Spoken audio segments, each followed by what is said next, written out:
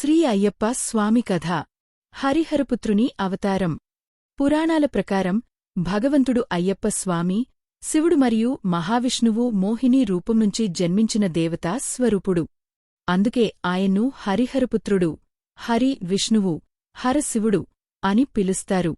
ఒకసారి మహిషాసురుని సోదరి మహిషి అనే రాక్షసి బ్రహ్మదేవుని నుండి వరం పొందింది. తనను శివుడు మరియు విష్ణువు సంయోగంగా పుట్టినవాడే సంహరించగలడు అన్నది ఆ వరం.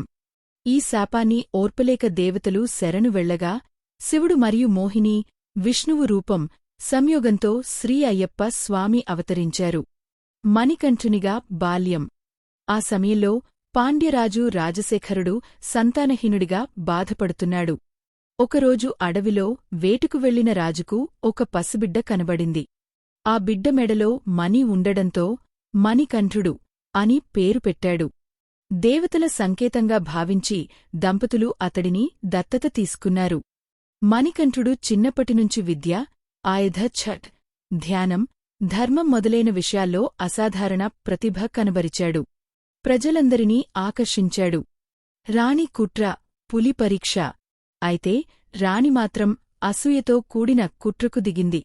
ఆమె ఒక నాటకం వేసి తాను తీవ్రమైన వ్యాధితో బాధపడుతున్నట్టు నటించి ఆ వ్యాధికి ఒక్క పులి పాలిచ్చే ఔషధమే మందమని చెప్పింది. మణికంఠుడు తటస్థంగా అరణ్యంలోకి వెళ్లి దేవతల సహాయంతో పులుల్ని వశం చేశాడు. అంతేకాదు, అక్కడ మహిషిని సంహరించాడు. తద్వారా తన అవతార లక్ష్యాన్ని నెరవేర్చాడు. దైవ స్వరూపం ప్రకటన.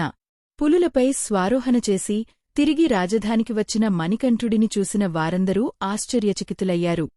రాజుకూడా తన కుమారుడు సాధారణ మనిషి కాదని గ్రహించాడు. రాణి తన తప్పును ఒప్పుకుంది. శబరిమల ఆలయ స్థాపన. అయినా తన జీవితాంతాన్ని తపస్సుకు అంకితం చేస్తానని చెప్పి శబరిమల కొండలవైపు వెళ్లాడు. అక్కడే శ్రీ శబరిమల అయ్యప్ప స్వామి ఆలయం నిర్మించబడింది. ఆయనే అక్కడ ధర్మశాస్త్రగా పూజింపబడతారు. భక్తి యాత్ర విధానం.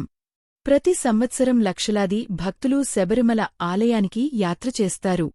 భక్తులు ముందుగా 41 రోజుల దీక్ష, వ్రతం, మాల ధరించడం, శుద్ధమైన ఆచరణ, అయ్యప్ప భజనలు చేస్తూ స్వామిని భక్తిగా సేవిస్తారు.